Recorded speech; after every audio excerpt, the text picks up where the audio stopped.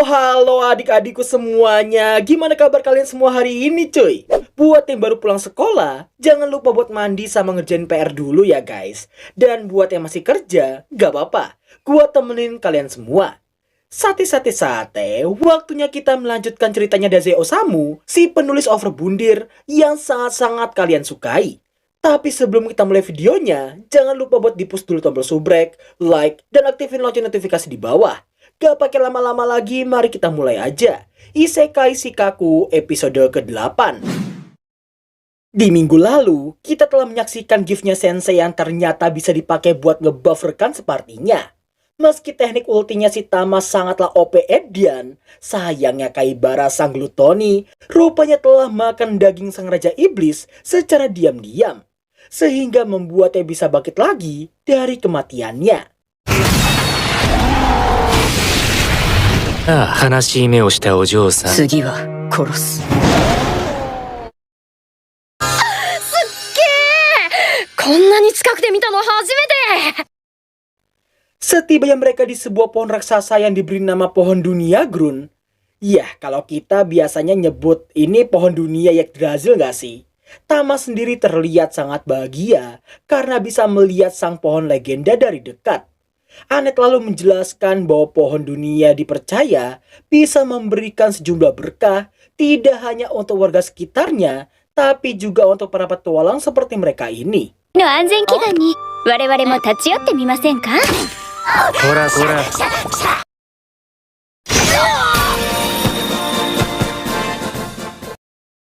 Sontak mereka semua dibuat sangat-sangat terkejut bukan main mendapati ada sebuah kasino raksasa di dekat pohon dunia seperti itu.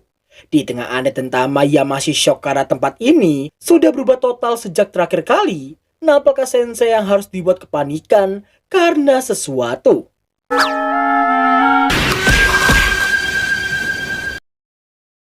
Saking stresnya karena kehabisan pil tidur, bisa-bisanya Sensei sampai nyemilin kerikil pinggir jalan sebagai penggantinya.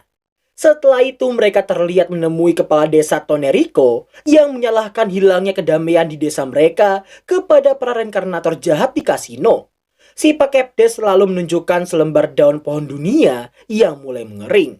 Di mana sejak para reinkarnator membangun kasino itu, perlahan-lahan kondisi pohon dunia mulai memburuk di setiap harinya.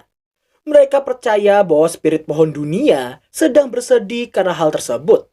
Nah, di saat si Pak Kepdes ingin memberi party Sensei sebuah quest menyelamatkan desa Toneriko, seperti biasanya, Sensei memilih opsi yang gak ada di sana. Dan kini Doski malah menanyakan apakah desanya bisa mengisi ulang pil tidurnya itu. 話は聞かせてもらった。世界樹の危機というこの私がお救いしよう。 Singkat cerita, setelah seorang reinkarnator bernama Yamada datang atas dasar keadilan murni, jelas dia langsung diterima oleh Pak Kepdes. Bahkan Anet ingin membantu dan ngajakin Sensei buat ikutan juga. Namun sayangnya, tiba-tiba aja Sensei udah ngilang dari sana. 早くなんとかせねば。 Di tengah Sensei lagi jalan dengan penuh emosi pasca kehabisan pil tidurnya, nampaknya sebuah goa yang mengeluarkan banyak sekali asap yang diyakini oleh Sensei bau itu sama seperti obat penenangnya. Begitu dihampiri, ternyata goa itu berisikan banyak sekali orang-orang yang lagi nyebat daun surgawi. Di tengah Sensei yang hampir terjerumus ke dalam sesuatu hal yang sangat-sangat berbahaya, secara tiba-tiba お兄さん、見ない顔だね。こんなところよりもっと楽しい場所へ連れてってあげる。 Jangan salah paham ya adik-adikku semuanya. Onesan barusan cuma ngajakin Sensei buat ke bar miliknya doang kok. Onesan berambut merah itu lalu bertanya kepada Sensei kenapa dia bisa ada di sana. Karena setiap hari goa itu hanya berisikan para pecandu yang menggunakan daun pohon dunia. Mendengar Sensei yang mengatakan dia habis kehilangan sesuatu hal yang sangat berharga baginya dan akan sangat sulit untuknya buat tidur di malam hari, Onesan ini seperti bisa memahaminya dan menawarinya obat tidur terbaik untuknya. Sensei yang mendengar Doski akan menari, entah mengapa membuatnya teringat kembali dengan sebuah novel yang ditulis oleh Yasunari Kawabata. BTW buat yang nggak tahu, Yasunari Kawabata itu seorang novelis sekaligus juri di penghargaan Akutagawa yang dimana sayangnya Daze Osamu saat itu kalah karena pendapat pedasnya si Yasunari Sensei. Setelah terus dipaksa oleh si Onesan, mau nggak mau Sensei harus menyaksikannya. なるほど。心地の良い夜だね。 Sementara itu, nampak Kak Anet yang menangis jeritan usai kehilangan Sensei seharian. Gak lama kemudian Sensei datang dalam kondisi sedang dibopong oleh si Onesan. Meski Doski cuma niat baik dengan nganterin Sensei ke sana, namun entah kenapa reaksi kepala desa seperti sangat membencinya.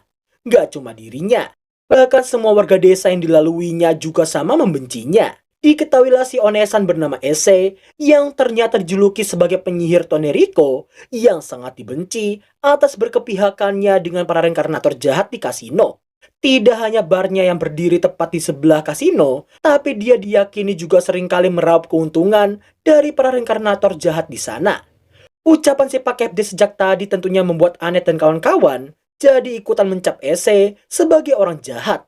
Namun tanpa mereka sadari, Sensei rupanya masih sadar dan mendengarkan semua perbincangan mereka sejak tadi. Di keesokan harinya, Anet yang ngajakin Sensei buat ikut bantuin desa pun napak ditolak mentah-mentah karena Sensei lebih ingin menemui Ese saat ini. Bukannya membeli untuk percaya dengannya, Anet justru terpengaruh dengan ucapan Yamada yang meyakini Sensei telah terpikat dengan sihir pemikatnya si Ese. Setibanya dia di sana, Sensei terlihat berbincang dengannya sampai pada titik di mana Sensei yang rupanya memahami perasaan Ese saat ini. 救いを得たいと願っているのは君の方じゃないのかね? Dugaan tersebut bisa muncul karena tarian Ese semalam tidak hanya memancarkan sebuah kelembutan dan juga keindahan, tapi juga kesedihan yang sangat mendalam. Namun di tengah itu semua, tiba-tiba aja pemilik kasino muncul untuk minum-minum di sana. Diketahuilah 3 reinkarnator yang nyulik Sinir sebelumnya rupanya adalah anak buah dari petinggi kasino yang memiliki gift semut neraka. Nah, inilah momen dimana kita semua akan mengetahui sifat asli Ese yang sebenarnya. Bukan dalam hal negatif, tapi justru sebaliknya. Ketika si pemilik kasino dan petingginya ingin mengajak warga desa Toneriko untuk join dengan kasino, Ese terlihat mencoba menghentikan dengan beberapa rayuannya. Bahkan sempat menyinggung soal perjanjian untuk tidak menyentuh warga desa dengan bayaran yang sangat banyak darinya. Tanpa memperdulikan ucapan Ese sama sekali, si pemilik kasino nyuruh anak buahnya itu untuk menculik beberapa warga desa biar mereka tahu seberapa nagihnya daun pohon dunia. 僕のいた世界では君のような女性を魔女とは呼ばない。君は天女だ。 Di tengah momen gula ini, tiba-tiba aja terdengar suara kencang dari luar. Yang ternyata Yamada dan partinya Sensei habis merobohkan kasino secara paksa. Tanpa mengetahui apa yang terjadi sebenarnya, Yamada justru mencap Ese adalah komplotan dari para reinkarnator jahat itu. Nggak pakai basa-basi, Yamada terlihat akan menghunuskan pedangnya demi sebuah keadilan semu belaka. Namun sebelum gempuran terjadi, Sensei terlihat maju, berdiri berhadapan dengannya. 君のように大きな声で立派なことを言う人間が僕は大の苦手だ。 Dongoknya di sini, Anet dan kawan-kawan justru mengira Sensei udah tenggelam terlalu jauh ke dalam kegelapan seorang penyihir. Tanpa mau tahu alasannya, Sensei dihina sebagai aib reinkarnator. Bahkan si Yamada sampai menyuruhnya buat cepat membuka matanya. Sensei yang seperti telah mengetahui apa yang akan terjadi setelah semua ini berakhir, membiarkannya melakukan apapun yang dianggapnya sebagai sebuah keadilan. Hingga pada akhirnya... Justice Judgment.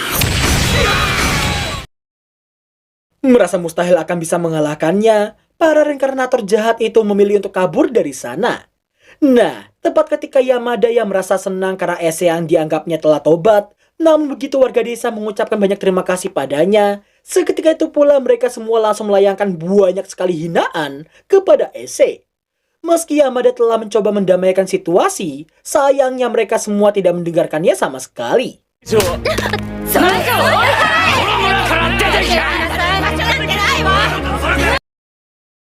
Nah kan, harusnya mereka semua itu lebih percaya dengan opsinya Sensei di awal tadi cuy. Wajah terkejut kebingungan tergambar dengan sangat jelasnya dari Yamada dan juga partinya Sensei. Di tengah kerumunan itu, Sensei muncul untuk melindungi Ise dari lemparan batu mereka. それがこの村を守るために、たった一人で戦い続けた者への仕打ちかね。 Tentunya ucapan Sensei barusan gak bisa dipercaya sama sekali oleh mereka semua. Bahkan meski telah dijelaskan bahwa selama ini Ise rela menyenangkan dan mengawasi para reinkarnator dari dekat, alih-alih demi uang semata, Ise lebih berharap mereka semua tidak menyentuh warga desa sama sekali. Tanpanya, selama ini para penjahat itu sudah lama menguasai desa, bahkan memperbudak warganya. Sensei menekankan bahwa penyelamat desa mereka sebenarnya adalah Ise dan bukannya Yamada si keadilan semu belaka. Ise yang gak ingin Sensei terluka pun memintanya untuk berhenti dan memilih untuk pergi dari sana. Melihat Ise yang melenggang pergi, jelas aja warga desa langsung bahagia dalam seketika. Melihat semua itu, tentunya Yamada hanya bisa terbelangak lebar dengan kenyataan yang baru aja ia lihat. Setelah menanyakan Sensei yang telah menduga semua ini akan terjadi, namun Sensei hanya mengatakan, batas antara benar dan salah itu sangatlah samar. Kebanyakan orang gak ingin mempersulit dan memutuskan untuk percaya bahwa mereka lah yang benar. Sensei juga meyakini mau siapapun itu, orang yang memiliki perasaan tulus dan indah akan putus asa juga jika dihianati oleh orang-orang terdekatnya. この村は自ら守り神を手放した。 Melihat Sensei yang melenggang pergi begitu aja, para pengikut tai ayamnya terlihat mengejar meski sempat meragukannya. Baru beberapa detik lalu Sensei berucap banyak hal, itu semua langsung terbukti dengan kepala desa yang menjelaskan bahwa para penjahat sebelumnya menjadikan daun pohon dunia mereka sebagai narkoboy dan diperjualbelikan ke banyak tempat. Bukannya memutus rantai kejahatan, sayangnya Pak Kepdes dan warga desanya justru ingin meneruskannya. Ia meyakini dengan perginya para reinkarnator jahat, pohon dunia pasti akan pulih kembali ke sedia kala. Nah, disinilah Yamada akan dibuat sangat-sangat menyesali keputusannya sendiri karena Dosuke diminta untuk menjadi penjaga desa dengan pembagian keuntungan sebesar 10% dari total penjualan. 正義と悪の彼岸など実に曖昧なものだ。私はなんということを。 Di lain sisi, nampaknya Anet yang menanyakan Sensei yang telah mengetahui semuanya sejak awal. Sensei pun tidak membenarkan dan merasa telah gagal karena tidak berhasil menyelamatkan si Ise. Mendengar hal itu, Anet, Tama, dan juga Nir sepertinya merasa bersalah karena tidak percaya dengan keputusan Sensei sama sekali. Gak lama kemudian, Nir terlihat sangat terkejut dan langsung memanggil teman-temannya untuk melihat ke arah pohon dunia. Yang ternyata...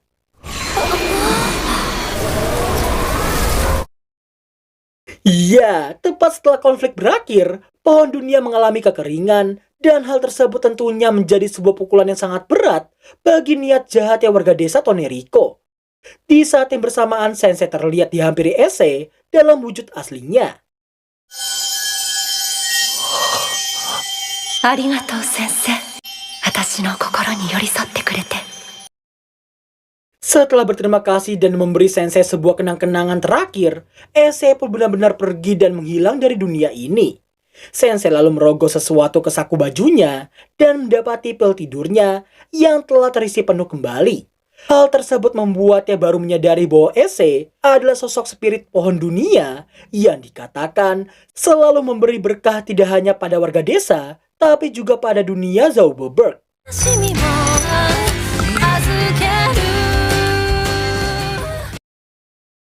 Dan berakhirlah alur cerita anime Isekai Shikaku episode ke-8.